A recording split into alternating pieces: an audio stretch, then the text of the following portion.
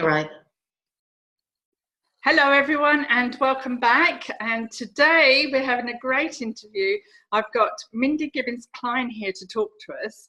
Now Mindy's very special because she has a wonderful way of enlightening women and helping them to find their voice. So let's find out from Mindy herself. Mindy, what do you say? What do you do and how do you do it for us ladies? Well, thank you very much for having me on the show. What I enjoy doing is seeing women come alive, sharing their message that they know they have inside, but perhaps they just never were able to articulate it, or they didn't have the clarity. So the main job that I do is help women find clarity. Excellent. So we are often confused, and the age group that I'm looking at are the over 45s, and sometimes obviously menopause and different situations in life, and just fatigue, wondering who we are, where we're going to go, what we're going to be. It can be quite confusing. So what do you find is the biggest problem with the women that come to you to work with you? What do you find is their main issue? Well, the work that we're doing in my companies involves helping women to do more writing, publishing, and speaking, and they need clarity on their message and their content to do that. So they may want to start writing a book, or they may want to start a speaking career, or be known as a thought leader. That's kind of where we play. But it's daunting. You know, it really is something that sounds quite big and scary. And so what we do here is we break it down into the essentials. And of course, we have a lot of experience in the companies helping people put together a book. And we've used that methodology to get clarity on one's overall speaking and writing career. That's really where it starts, is getting over the fears, and or just maybe despite the fears, finding a way to put together compelling content that is really what you want to be known for. Because, you know, when you hit 45 or 50, you may think, oh, wow, you know, I still haven't really made it. And, you know, like you say, where am I going? But, you know, have I actually achieved anything? And so you want to make the next 50 years really count. So that writing and speaking is a great way to do it, but only if you feel that you're expressing your most important messages and insights. Excellent. I think the thing there that you hit on is the next 50 years, because we are, well, I'm positive and pro-aging, and I love aging, and I love every aspect of it, and I expect to be going till 100. And of course, we do have longevity now. So what I find is that women often have mixed messages or confusion about how to get that across. So that sounds fabulous. That sounds really, really helpful. So what do you actually do? Where would you start with somebody? What would you suggest they do if they're sitting there and they feel ready to work with someone and they're looking for someone like you? What would you suggest? Well, we have a very special half-day session, a kind of VIP one-to-one session, and that has been around since I started the first business 16 years ago. And it's at the core of everything, because it's a full 4 hours to get to grips with where you are, where you want to be going, and what messages, books, articles, podcasts, what media would get you there. Because there's lots of choice nowadays, yes, there is. Right? You can do this sort of thing, right? You can write blogs, articles, you can do speaking, you can do live speaking, you can do, you know, live video. So that in itself can be confusing, to find the right media to do it, but also underpinning that, what are you going to be known for starting now? And we have the time and the space to do that. And we create a bit of a structure. We have 105 questions to choose from, where we can just narrow down and pinpoint the one thing that will really make an impact. Because everybody says they want to make an impact, but they don't really know how. Or what that impact will involve. Right. Yeah. So do you find women's confidence is an issue, or are they, the people that come to you, are they raring to go? Are they ready to go? And as I'm assuming by the time they come to you.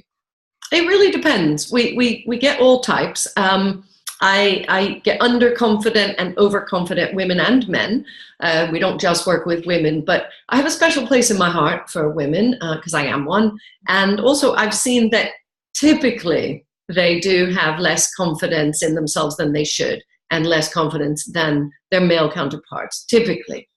And the thing about that is we should be really proud and we should be confident because we're amazing. But we need to articulate that, and we need to package that up in a way that makes sense. Because I've been working with aspiring authors for so long, having a book in print especially seems like one of the most daunting things you could do, because it's out there. It's like exposing yourself. And there's some very deep conditioning that some women have been subjected to, where, you mustn't, shout about yourself, and you can, kind of stay in the background. Certain cultures, have that embedded. So we've got to overcome that, and then go beyond to make sure that the woman has an equal voice. We are winning, though, because I looked at our latest catalog of published books, and in the past year, something like 75% of our authors have been women. Really good. It's just the way it's worked out. We don't exclude men, but I do think the women are finally realizing that, as you say, they need to have their voice, find their voice, and be out there. It's they can't stay quiet. I think one of the things, to interrupt you, is that women's voices have not been heard, and yet we're so rich and we are so experienced and we have so much wisdom. So what we're looking for is a balance, a counterbalance. So that's, I think, the motivation for me is to enable women, empower women, so that we can counteract that imbalance, not take over, just counteract the imbalance. Which brings me to Global Women. You're a member of Global Women, aren't you? Can you tell us a little bit about that? Because I think it's a fabulous organization. And absolutely. So it's Global Woman Club. And there are 20 plus clubs. There's more opening up all the time. I've been a member since day one in London.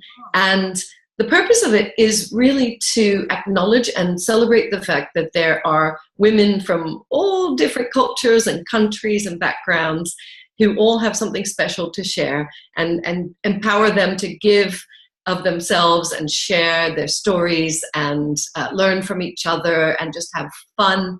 And you've seen the videos and the photos. We have a lot of fun. And what we'll be doing is doing even more clubs in different countries where we've never had any.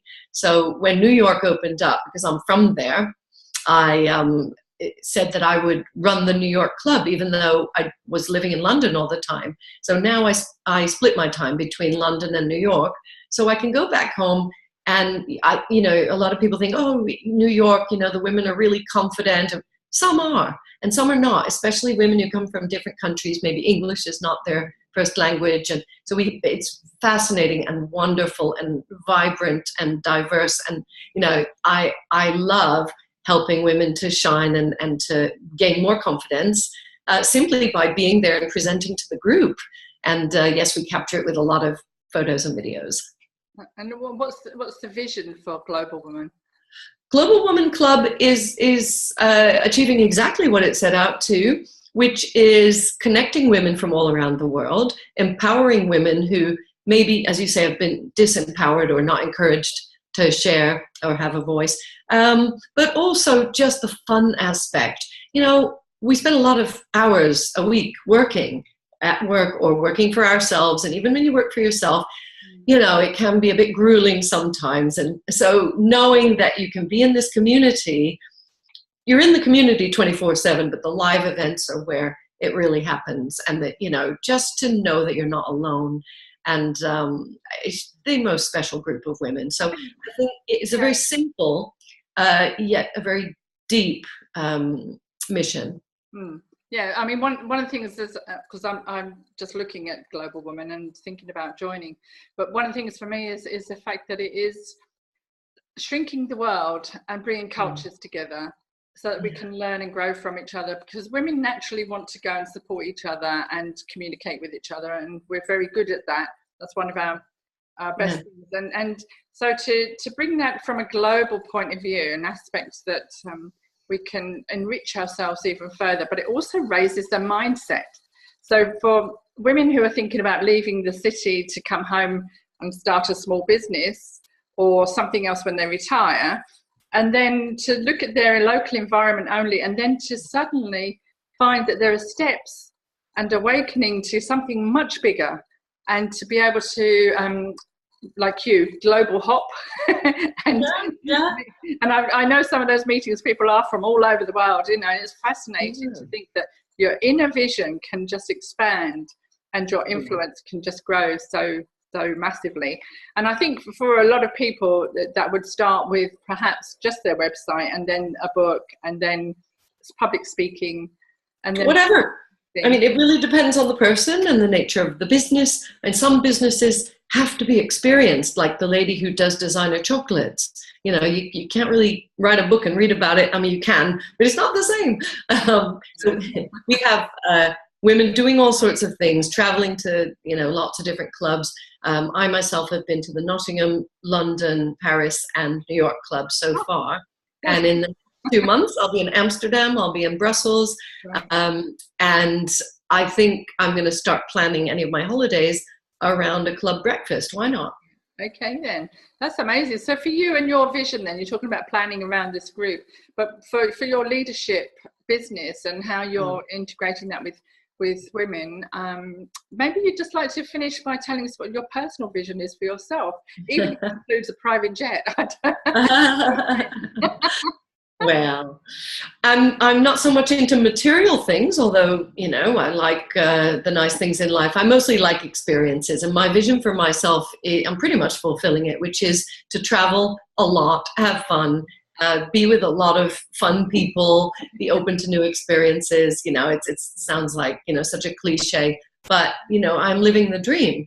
I don't always travel first class because I'd rather have an extra trip instead of the higher ticket. So I guess, you know, in the future, to make more so that I can give more, but also, you know, lie down on every flight that I'm on. That's a good goal. I think as we get a little bit older, I'm noticing past 30, women start looking for chairs now. Okay. And you might as well have a little bit of spa treatment while you're on the plane as well. So let's not stop. Yeah, that's it. But the thing is, you know, there's so much out there. Now, some people are not interested. This is a really interesting thing. I met with someone yesterday and they say, I don't travel. And I said, oh, but you want to. And she said, no, actually, you know, I really don't. I don't have that bug. I don't feel like going. So she's perfectly happy to, you know, be online, do her thing, go to her local club, whatever, and run her business and build it locally. So we're not here to make anybody wrong. No. The thing about my business and where I've been involved is, you know, a book obviously goes global, a video go global and go viral.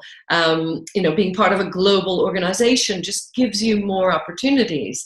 So it's not that it's wrong if you just want to stay in one place and do one thing. And if you cut, you know, hair for a living or whatever, you have a local business. But I don't know. I like the global outlook. You're inspiring, definitely. Yeah. Oh, thank you. I'm happy for introverts and extroverts, and you know, stay at home, stay on the sofa. You don't even have to have a business or have a voice. But yeah. the people watching this video, this interview, will be thinking about what you've said, and you've painted a really lovely, meaningful picture. So thank you very much. And I'd just like to say thank you to Mindy, and to break off now for our break. So. Come and join us again. We've got somebody else soon. I'll let you know who that is. And meanwhile, have a lovely day. Right, thank you, Mindy.